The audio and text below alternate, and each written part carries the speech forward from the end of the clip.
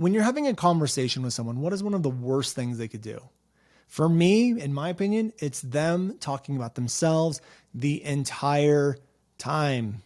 Look, I'm a great listener, but a really great, deep conversation, ones that I really enjoy, both people are talking, both people are listening, and both people are being heard. However, this concept isn't something that a lot of us do. It is not something that we naturally do. We don't make people feel heard first before we are heard. And that's what we're talking about in this episode. However, this concept has changed everything inside of the relationships I have, the relationship I have with my wife, with my kids, with my friends, and my audience. If you can make your audience feel heard first, you will be heard as a byproduct. We have to make our audience feel heard first, because it's the same thing as if your audience or your friends or your spouse or come up to you and talk about themselves the entire time. You're going to get frustrated. You're going to be annoyed. You could probably feel drained. It's the same concept with your audience. And so in this episode, what we're going to talk about is how do we actually make our audience feel heard through our content? How do we become hyper relevant to our audience through our content? How do we make sure we build rapport with our audience? How do we do all of that and make them feel heard before we ever make ourselves heard? It's an art form, and I'm going to break it down for you on this episode. So if that's interesting to you, well, keep on listening. Hi, I'm Brandon Lucero, and you're about to experience the new way to thrive in business, entrepreneurship, and life by leaning into who you are, what you love, and standing up for what you want to create. Get ready, because this is where we go against the grain, say no to outdated society norms, and we say yes to change in order to create a happier, more fulfilled world. Welcome to the New Generation Entrepreneur Podcast.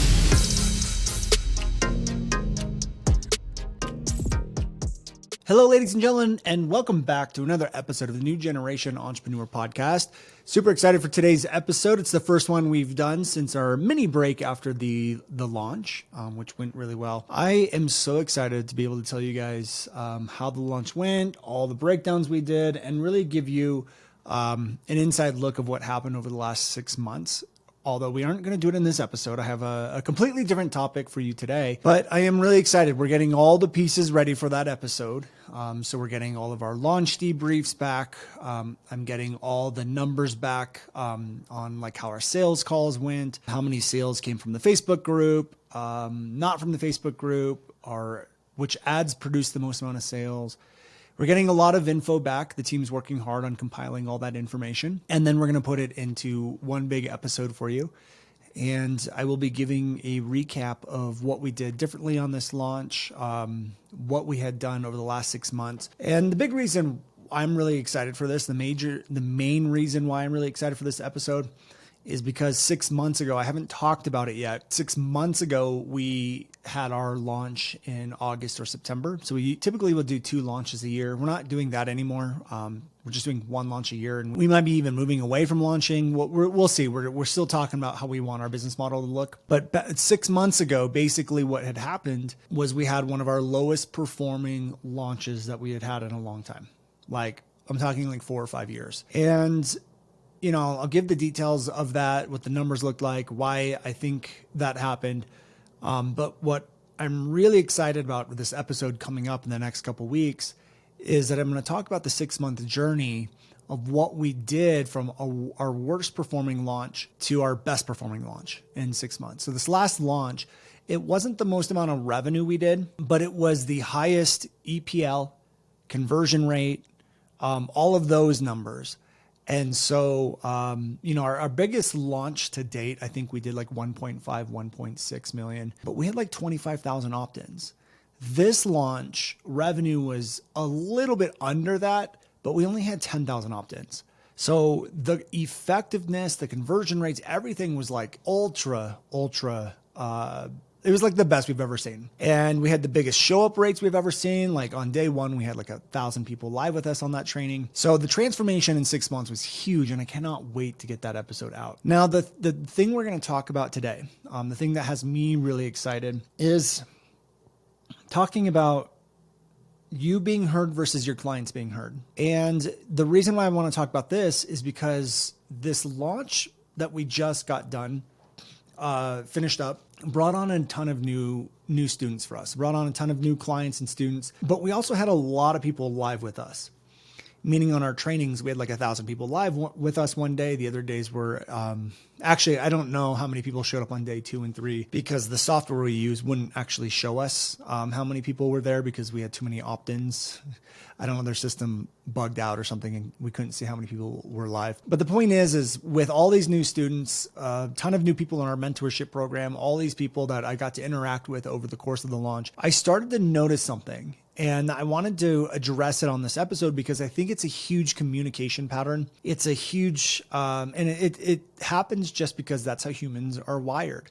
And it's the difference between you being heard versus your clients being heard. Now, I had a conversation with James Wedmore, I don't know, a week or two ago, and him and I will just sometimes get on the phone. We just talk about business and things we're observing and all that good stuff. And one of the observations that he made during our launch was that he thinks a lot of people get inside of this space in this industry because they want to be heard. And, I think all of us want to be heard.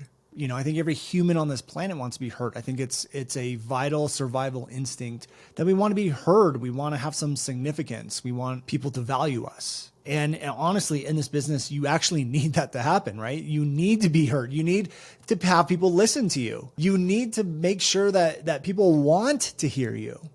You need to have your messaging, your communication, and your content like totally dialed in because your business survives off of people listening to you. And we have this desire to want to be heard. However, if we're not careful with it, and this is true with all communication, if we focus on just us being heard, it's going to lead to problems. And what I'm realizing with a lot of our students is that is where they operate, is that they're more focused on being heard because they don't really know how to communicate to their audience, to pull their audience in, to create demand for their audience. And it's kind of a difficult task, right? Like if you want an audience of 1 million people, how do you create content or messaging that makes 1 million people feel heard at a single moment? I'll tell you how. We're going to go through it in this episode.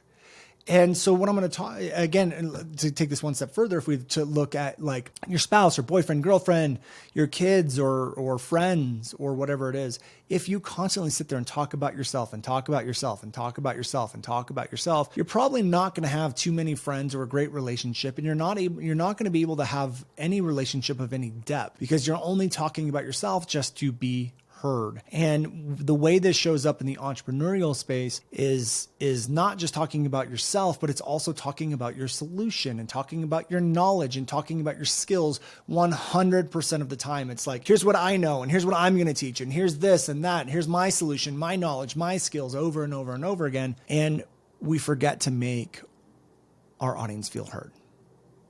And the first time I've ever heard this concept was actually a few years ago when my wife was reading some posts from the holistic psychologist who she loves to follow. She's on Instagram, the holistic psychologist. And my wife said something really interesting to me. She's like, I just love her content. Her content's so good. And I was like, well, I was curious, like why? What about her content makes it so good? And she said, well, I just feel so heard when I read her content. And she has millions and millions and millions of followers. And I'm like, how is she making millions of followers feel heard? And so I started studying her content and what she was doing and what she was saying and how she was doing it and how she was saying it. And I started to realize what she was doing. And we've actually adapted a lot of our messaging philosophy, our programs, especially our mentorship program, to focus on this concept I'm going to talk about today. And then of course I kept studying and reading more and I started to recognize like a lot of people are doing this. Like Simon Sinek does this in his books, and a lot of people that are growing really fast make their audience feel heard instead of focusing on them being heard all the time. Now, again, we want both, but here's my belief when it comes to messaging is that when we can make our audience feel heard, we get to be heard in the long run. We cannot be heard if we're not making our audience feel heard, meaning that if we continue to talk and teach and solution, here's my knowledge and my skills and solution, you're going to hit a plateau at some point. And that plateau could be at 0 or 1 million followers, but there will be a plateau coming for you. And what I have found is when you make your audience feel heard first, the rapport is being built, the relevancy is built, they're more likely and willingly listening to you talk about what you want to talk about, which makes you heard. Making them heard will make you heard. And there's an art form and a process on how you want to do this. Right now, again, just to kind of recap before we dive right into it, the problem is that most people and course creators are speaking from knowledge skills, basically, AKA your solution. And this happens in the form of like how-to tutorials. This happens in the form of educational content. All the time. Like that's 70% or more of your content is like, let me teach, let me give you my knowledge, let me do that. And let me talk about myself and my feelings and, all that stuff all the time, which again, we still want that stuff, but just not 100% of the time. And what happens is when we do this and when we start to focus on a lot of things is we start to communicate from our awareness and not the audience's awareness. And it doesn't make us be heard. It makes us remain unheard, makes you the unheard entrepreneur. However, we can shift that language around a little bit. And I'm going to give you guys an example. So Rachel, who's been on the podcast for a lot of years, well, not a lot of years, a lot of episodes. She's been a coach for us for a few years. It's actually our head coach. She's been on the podcast a few times. I know her kids listen to the podcast as well. So if you guys are listening, hello. But I remember when I first started working with her on her messaging. And just to give you the context or the background with Rachel is that she's a conscious parenting coach. So she helps a lot of parents with their communication with their kids. And so the thing with Rachel is that she's very smart and very intellectually smart. And what I have found is that the people that are more intellectually smart are actually sometimes have the most difficulty with messaging because they speak so high level, but we have to dumb down our communication sometimes. And so with Rachel, and she works with parents, the main reason why parents yell at their kids or snap or don't have great connection with their kids, one of the biggest reasons is because of nervous system issues, meaning that when your kids do something, you have automatic responses that go out, and then you either yell or you snap or you grab them or you, whatever it may be, right? And the easier your nervous system moves into like fight or flight or whatever response, the easier that your nervous system falls into those categories, the more you're going to yell and the more anxiety you're going to feel, the more snapping you're going to do at your kids, the more yelling you're going to do at your kids, because your nervous system is just always under attack. But if you can remain grounded, you can calm the nervous system, you can actually manage and assess the situation differently because you're calm. You can observe them saying the thing that you didn't like or having the behavior you didn't like or whatever it may be, the thing that would have normally triggered you. When you're grounded, your nervous system is regulated. You're calm. Well, guess what? You don't yell at your kids. You can assess the situation. You can comfort them. You can ask them how they're feeling. You can allow them to be heard, which will fix 99% of the problems. But that's kind of what she teaches, right? So I want to give that context. Now, when there is a parent who's just constantly yelling at their kids and they don't know what to do, and then all of a sudden they come across a news feed video.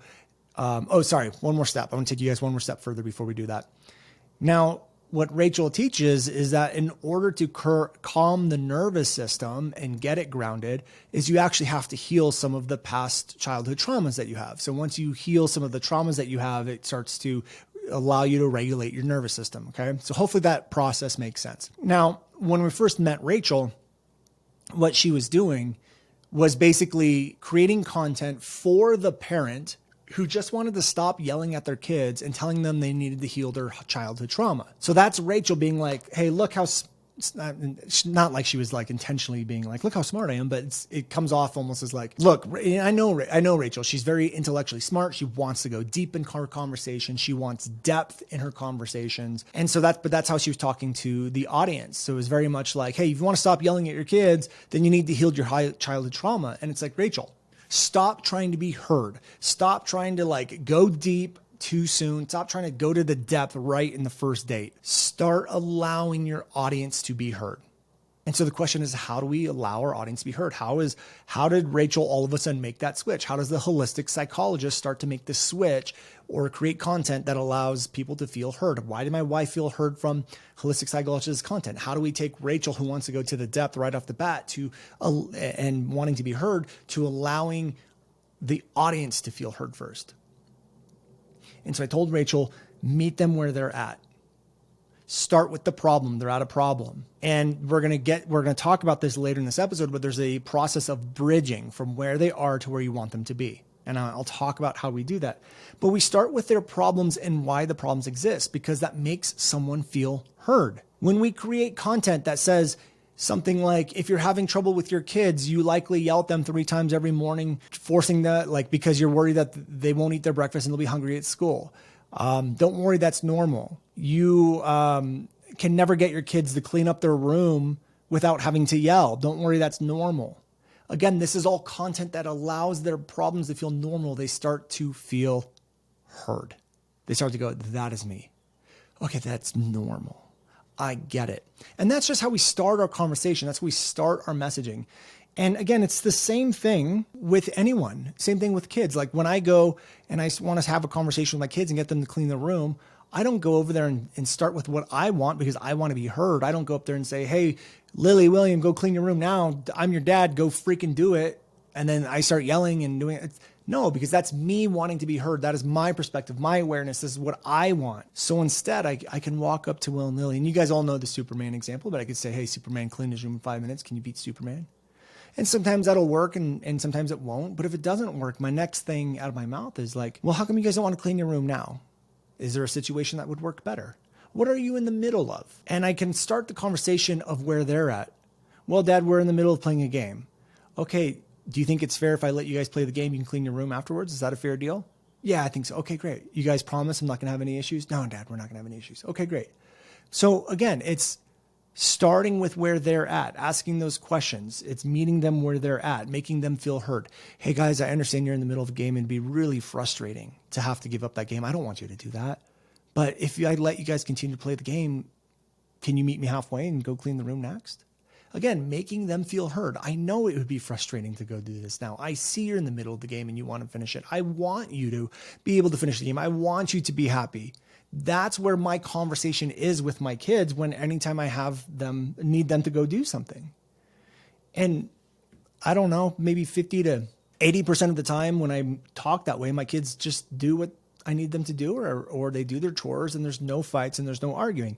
Same thing with my spouse, with my wife. If I wanted to go for a week, like I have in the past, to go to Fiji surfing for a week, I don't just sit there and go, here's what I'm going to do. I'm going to say look, I have something I really want to do. I know it's going to be really frustrating for you. It's going to be hard for you. It's going to be really, but blah, blah, blah, blah. And I start the conversation with them and their emotions being heard and validated.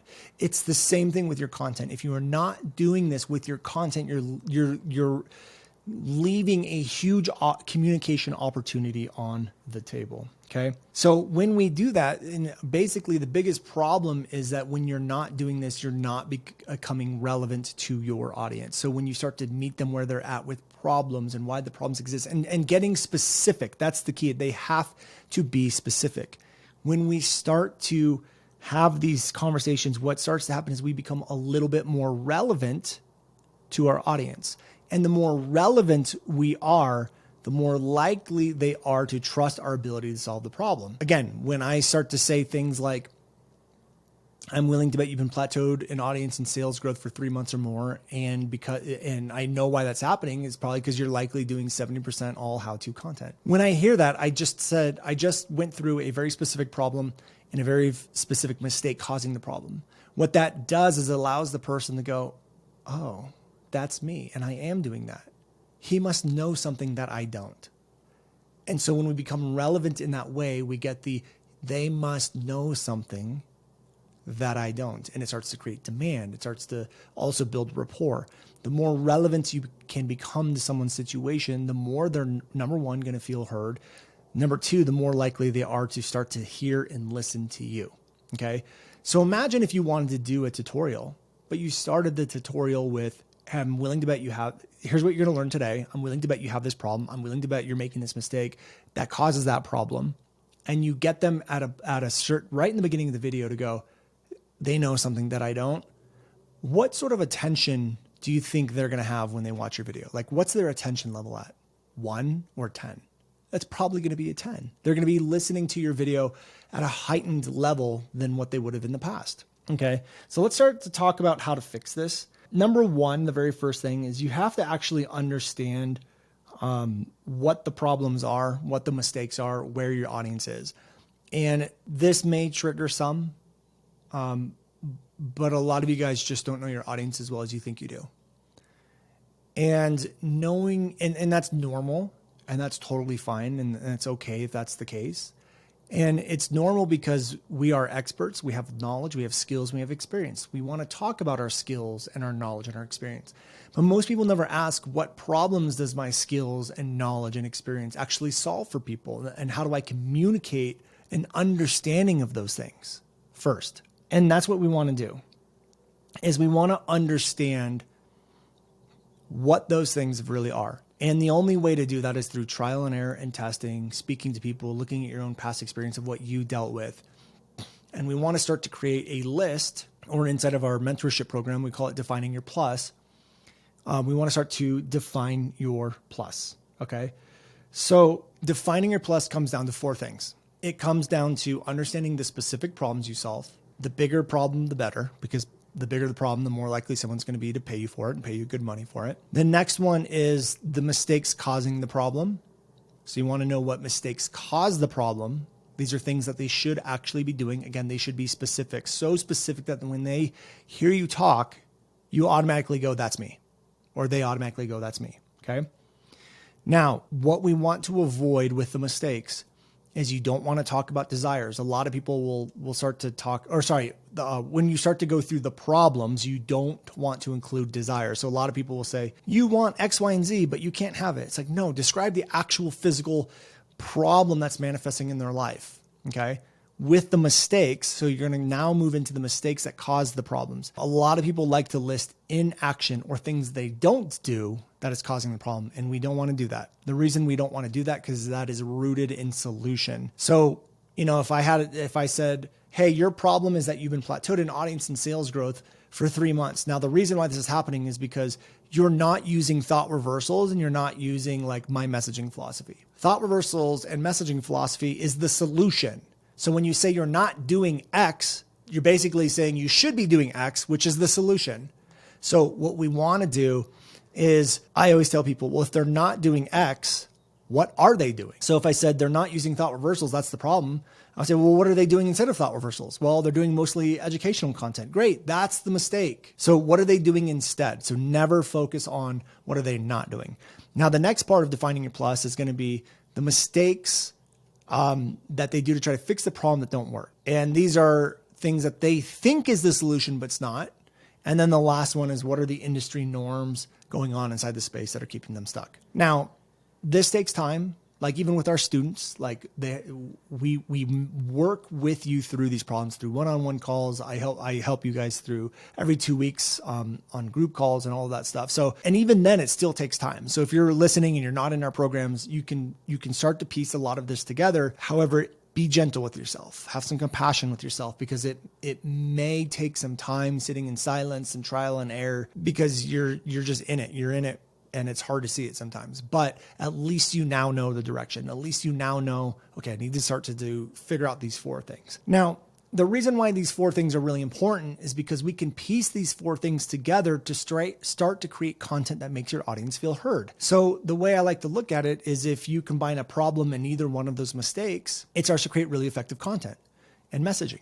So let me give you an example. So if I knew the problem was you've been plateaued for 3 months or more, I know the mistake causing it is you do 70% of how-to content. And I know that in order to try to fix it, you've either tried posting more content thinking frequency was the problem, or you moved platforms like from Instagram to TikTok or something like that. I could now create content like, hey, look, I understand you've been posting really valuable content. You've been likely, even though you've been probably plateaued for 3 months or more. And I'm sure to try to fix it, you've done things like tried a new platform. You moved from like TikTok to Instagram, or maybe you just increased your frequency. So now you're posting more, but nothing's really changing. Cool. That is just a problem and a mistake they did to try to fix it combined together. Now, hopefully what that does is get people to go like, oh my God, that's me. Or I did totally do that. I'm making them feel heard. The other way to do it is combine the other 2 the other mistake, which is the mistake that caused the problem. So now I would say you probably have been posting really great content that you're proud of, you know it's valuable and can help people, but you've been plateaued for 3 months or more. Now, if that's you, I'm willing to bet like one of the things you've been doing is most of your content, like 70% or more, is probably educational content. If that's you, then this video is gonna be super powerful for you. So all I did was describe the problem and the mistake causing the problem, combine those two together. And then I can move into what the solution actually is. And that's what we call like bridging the gap. I start here and I move to where I want to go. It allows me to be heard and allows them to be heard. Okay. So where we want to use that sort of language the most is going to be in ads, upfront content, the beginning of webinars, things like that. You want to make your audience feel heard. This is nothing more than even just simply building rapport. And I will break down here in a little bit what types of content allow you to do this. So we'll talk about that here in a second. But hopefully by now you guys are understanding like the concept of making your audience feel heard, the 4 components you kind of need to piece together in order to start to make your audience feel heard. What I want to do now is to introduce this concept of bridging the gap. Bridging the gap is something you're going to use like within your content, within your speaking, within your emails. If you know that you want to talk about a solution or your knowledge or skills, and you know that your audience is not aware that they need this yet, which is going to be most of you, then you need to bridge the gap. So I'm going to use that example with Rachel again. This is how I would bridge the gap for Rachel. Just to recap, Rachel helps people with conscious parenting. The biggest problem that she solves is people yelling at their kids and they don't want to yell at their kids anymore. And they don't know what else to do to get their kids to listen. The solution that Rachel has is fixing your own childhood trauma. So how do we bridge that gap? So here's how I would do it if we were doing a webinar or something like that. I would say something like, hey, if you're the type of person who's sick and tired of yelling at your kids and you want them to be able to listen without you having to yell, and you don't want to yell and you just want to build more connection, but you don't know what else to do, then this webinar is for you, because I'm going to show you today how we can start to build a better connection with your kids, stop the yelling, and get them to listen without using punishment, without yelling, and without threatening them. Now, for most of you, you probably think you just need to calm down and be more calm, but you haven't probably realized that when you yell, it's automated. It's an automatic reaction. Have you guys noticed that when you yell, you don't think about it, you just do it? Now, I'm willing to bet that most of you guys have not asked why that automation actually happens. Why does that automation actually happen? You don't think about it. If you did think about it, then you wouldn't even be doing it, right? It's an automated reaction. Now, do you guys know where your automated reactions come from? Because most of you do them every single day, right? And you don't even have to think about it. Well, there's something called the nervous system. The nervous system is what allows us to feel anxiety or to respond things automatically or to get into our emotions. It's what creates the automation thing. Now, if we could just fix our nervous system and keep it calm, that would actually take away the automated reactions of yelling. Does that make sense? You guys get that? Yeah. Yes in the chat box. Okay, great. Now, let's go one level deeper.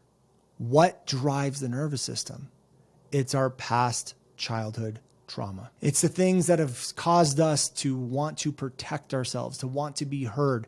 It creates these automations that we're not even aware of, and that's why you are yelling at your kids. So if you want to stop yelling at your kids, we actually have to calm the nervous system. And one of the biggest ways to do that is by talking about and healing your past traumas. And there we go. So I was able, and that took a little longer than I would have liked. I can probably, if I wrote it out, I could probably shorten it up, but at least you guys can see the difference. You can see from, we started at yelling, then we moved to, it was an automated reaction, to what causes the automated reaction, your nervous system, to what drives the nervous system, your past traumas. And we're able to bridge the gap. It allows the audience member to feel heard because we talk about what we want or what they're going through and what they're dealing with and what their concerns are and what their mistakes are. They feel heard. They feel validated. They feel understood. We're hyper relevant to them. But now we get to be heard because we bridged the gap. Okay. So the next example that I will give you is actually very similar. It's a very similar one. But if someone's dealing with procrastination, again, one of the reasons why you could be procrastinating is because you have some sort of subconscious limiting belief, which is, again, formed from like childhood trauma. So we would, or it doesn't even have to be childhood trauma, some other trauma. So we can take procrastination. Hey, have you been working on a post for the last, have you been trying to build your social media following for the last 3 months, but every time you go to post, you just want to redo it and redo it and redo it. And then eventually you just don't even post it at all. Well, the reason why that's probably happening is because you have some sort of fear of posting it. But have you ever asked yourself where that fear actually comes from? Because if you got to choose whether you had that fear or you didn't, you probably would choose not to have it, right? But it's not a choice. It's an automation. What controls the automation? Well, the nervous system. There's something called the nervous system that controls all your emotions and automated emotions and automated responses like fear. Now, if we can get to the center of what drives the nervous system, we can actually fix all of that so that you have a lot more confidence and you become a lot more brave or whatever it may be. And so that comes from healing trauma. And so again, it's very similar to Rachel's example, but hopefully you can see how we start to bridge the gap. Okay. So again, it's how we make our audience feel heard. So the big question is like, well, Brandon, how and when do I use this stuff? Like, where do I start to use this sort of language and content to make people feel heard? So let's go into the 4 quadrants of content. So the 4 quadrants of content or messaging that I like to focus on are the following: thought reversal, connection, educational, and self-identifying or self-diagnosing. So let's go through thought reversals. Thought reversals are don't really need you to dive deep into your audience, but you want to start with your audience and where they're at. So thought reversals are designed to shift people's perspective, but you can't shift someone's perspective if you don't even know where their perspective is. So starting thought reversals with, hey, I know you probably believe this to be true, and you may not have been seeing the results you want, and you may be dealing with this problem, but there's a better way, right? So that's kind of the gist of how you want to start a thought reversal, like not word for word, but if you know the thought reversal framework, it starts with understanding an industry norm, a belief, which again is one of your plus. Remember the 4 things in the plus: specific problem, specific mistakes causing it, specific mistakes to do to fix it, and industry norms. So when we start thought reversals with industry norms, we're actually starting a thought reversal with one of the things in your plus. And then you should be introducing a very specific problem, which is another thing in the plus. That is all going to happen in your first 2 to 3 paragraphs of your thought reversal. Then what you're going to do is shift their perspective to a better, more effective perspective. And then you're going to move into the solution, again, making you heard. So if you look at a thought reversal, it literally starts with their awareness, their problems, their things, making them heard, showing the flaws in it so they stop doing those things that are causing problems, and then moving to the solution, which allows you to be heard. Okay, so that's how thought reversals work. The next one is connection. Connection content or connection messaging allows you to talk about your beliefs. Connection content is going to be where you can kind of not worry about the audience so much, but you start to talk about what you want to talk about. Connection content is really designed for you to be heard. Okay. So again, connection content, you don't have to worry about it too much. It's more about what do you believe that you know they're going to believe too. So it allows you to be heard, but you're going to pick topics that you know they're going to agree with, so they will feel heard at the same time. So let me give you an example. I don't think college is the best option for a lot of kids, especially entrepreneurs. Now, that's me being heard because that's my opinion, but I also know a lot of entrepreneurs agree with that opinion. So what happens is when I share my belief that I know that they're going to have, I'm being validated, I'm being heard, but their belief is also being validated. If they believe the same thing as me, my connection content is reinforcing their belief. And that's the whole point of connection. We're going to connect based off of values and beliefs, which when I talk about beliefs and talk about values, it reinforces their beliefs and their values and their identities, which is a version of them being heard. So connection content, although it's not focused on let me get into the mind of my audience, it very much is let me talk about the things that both of us are going to agree on so that both of us can feel heard and validated at the same time. So that's what connection content is. The next one is educational content. Again, this is very much like thought reversals where you're going to have both sides of the coin here. You're going to start it off by talking about a problem and a mistake, and then moving into the solution, which is basically your knowledge and your skills. Okay. So let me give you an example. If I was to do a YouTube video titled or a how-to video titled how to create engaging content, I would start it like this. I would say, in this video, you're going to learn how to create really engaging content. Now, the problem that you have is you might probably be plateaued in audience and sales growth for 3 months or more. And I'm willing to bet that most of your content is based off of educational content.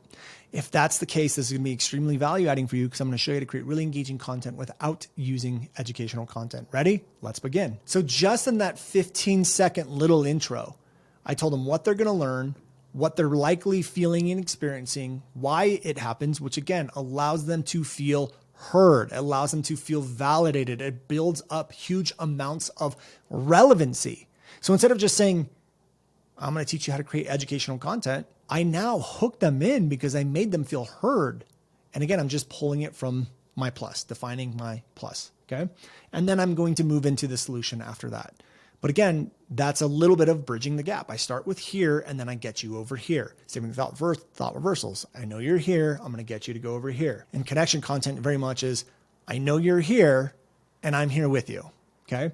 Now, the last quadrant is what I call diagnosing or self-identifying content. This is content that quite literally will never, ever talk about the solution at all. It is purely designed on making your audience feel heard. You might be saying things like, hey, you're probably experiencing this problem right here. The number one cause of this problem is making this one mistake. DM me to see if I can help, or comment below if this is you, or something along those lines. The holistic psychologist is great with this sort of content. You read her content and you start going, oh my God, that's me. They're describing me. That's why my problem exists. I didn't realize that was a mistake. Oh my gosh. And so what starts to happen is it starts to raise their awareness. It starts to take them from like this awareness about, oh my God, I have this problem, and explaining why the problem exists. That's really value adding, but you don't give the solution. You raise their awareness to why problems exist in their life.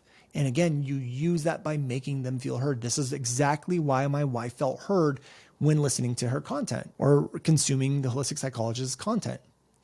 Why?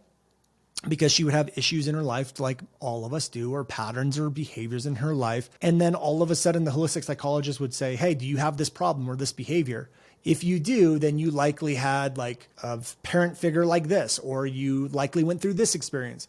Then my wife started going, oh my God, I do have a parent figure like that, or I did have that experience. That makes so much sense. I totally get it. I feel totally heard and validated.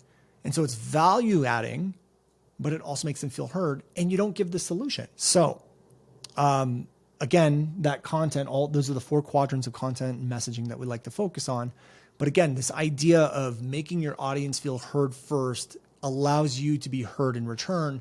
And the reason why a lot of us don't have great content or messaging is because we're trying to be heard before we made our audience feel heard. And again, this is the same thing with family, with kids, with spouses, with friends. No one wants to be friends with someone who just talks about themselves the entire time. You know, a lot of us, when we go through problems and mistakes, we just want to be heard by people. We don't want to be lectured or taught a solution or educated on.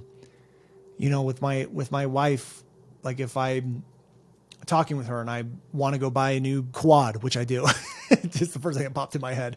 I have all these, it's like spring here in Flagstaff, so all the snow's melting, and I'm like, I'm going to get a kayak and a stand-up paddleboard and quad. Maybe we should get a boat. I want to get all these toys, but I'm not going to just say like, hey, I think blah, blah, blah, blah, blah. I'm always going to start with like, look, I know you've been wanting to do a trip for a really long time, and I know it's not fair that we haven't gone, and it's not fair for me to have to like ask for another toy, but like this toy is only going to be $2,000 where a trip that you want to go on is like $20,000. And so I don't think it's going to take away from whatever, but what do you think? Like, are you cool if I get this thing? I'm not just going to go up to her and say like, hey, I want to get a quad. I start with validating the experience, her emotions, her feelings, her perspective. Same thing with my kids. Hey guys, you have chores to do, but I can see you guys are playing nicely in the middle of a game. Do you want to finish your game? Because I know it'd be pretty frustrating if I came in and told you had to stop. Like the response I get from my kids and my wife is night and day when we start by validating their experience, validating their emotions, meeting them where they're at, making them feel heard, and all of that stuff. Okay. So again, it's the same concept. This concept applies to everything. It applies, again, messaging is communication. And I believe that a lack of or terrible communication is causing 90 to 99% of the problems in this world. So some of the things that may get in the way with like, well, let me put it this way. After listening to today's episode, I'm sure you can see the bigger picture. You can see like, okay, cool. I understand how that makes sense. I can totally see where I wasn't doing this. I can see how I can improve on this. I want you to understand something, that the foundation of all of this working is actually in what we call defining your plus. This is like phase 1 of our NGM Plus program. So our mentorship program, this is like the whole phase is this. Like we have a call dedicated to this. This is the first thing you're going to work on, because this is like, once you define your plus and you can figure out what works, what resonates, what makes you relevant, what doesn't, that's like 70% of your messaging, because it's going to be integrated into everything else. Okay. So the biggest thing in defining your plus, it's not knowing what to do. So, I mean, you know what to do. I already told you, find your specific problems, find the specific mistakes causing it, find the specific mistakes that they do to try to fix it, find the industry norms. It's not knowing what to do. It's being able to figure out what the specific problem is, what the mistakes causing it are, what the mistakes they do to try to fix it, what the industry norms are. It's figuring out which one of those actually work, how to actually get specific. Are you putting problems in the right spot? Because most people, when they come into the program, that's why they come into the program, is because they can't figure it out. They need that outside perspective. They can't see it. Or there may be ways that we can spice it up and do all those things. So what we really need, there's a couple rules that I like to follow. Number one is when you talk about problems or mistakes, you need to get the "that's me" effect. You need someone to hear it and go, "That's me." That doesn't happen unless you're specific. One of the best indicators to know if you're specific or not is there should be no room for interpretation. And what I mean by this is when you say that mistake and you say it to 5 people, they should either say "that's me" or "that's not me." They shouldn't be open to interpretation. So if I said you're overwhelmed and I asked 10 different people, what does overwhelm look like? I'm going to get 10 different answers.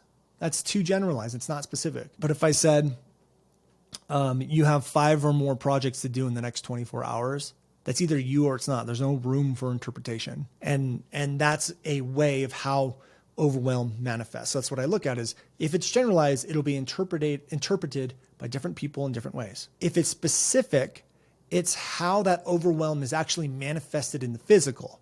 And that would be you have 5 projects due in the next 24 hours. So that's what you want to look at. You either have the 5 projects or more or you don't. There's no room for interpretation. So that's what we're looking for. So it's not only figuring out what it is, it's getting it specific, but also getting it specific enough while applying and being relevant to a majority of people. The holistic psychologist is a pro at this. She comes up with these problems that are specific and relevant to millions. And that's the trick. And that's what we focus on. That's what we're here to do to help you guys with in the NGM Plus program is how do we get you specific, number one. Number two, how do we get you specific in a way that still makes you relevant to a wide range of people so you don't get too narrow. So again, hopefully you guys understand this concept of making your audience feel heard first allows you to be heard in the end. Wanting to be heard too early can actually squash the effectiveness of your messaging and your content. So if you love this episode, let me know by leaving us a review. I love reading your guys' reviews. If you have any questions on this, let us know. If you're a student, just hit us up in the Facebook group and ask away. And if you are interested in becoming a student or joining the NGM Plus program, you can always just reach out on Instagram or send us an email at support@soldwithvideo.com. I really got to get that email address changed out because Sold with Video is not our website anymore, but you can still go there anyways. And that's it for this episode. So thank you guys for listening. Hopefully you enjoyed it, and I'll see you on the next one. Take care, everyone. Hey guys, thank you so much for checking out another episode of the New Generation Entrepreneur Podcast. If you enjoyed this episode, go below, hit the subscribe button, and make sure you click on that bell icon and get notified every time we drop a new episode. Now, if you're looking for the show notes, we have them linked underneath this video, as well as our social media handles and some links to free training and offers that we drop from time to time to help you guys even further. So go check those out if you're interested. And thank you so much for tuning in to the New Generation Entrepreneur Podcast.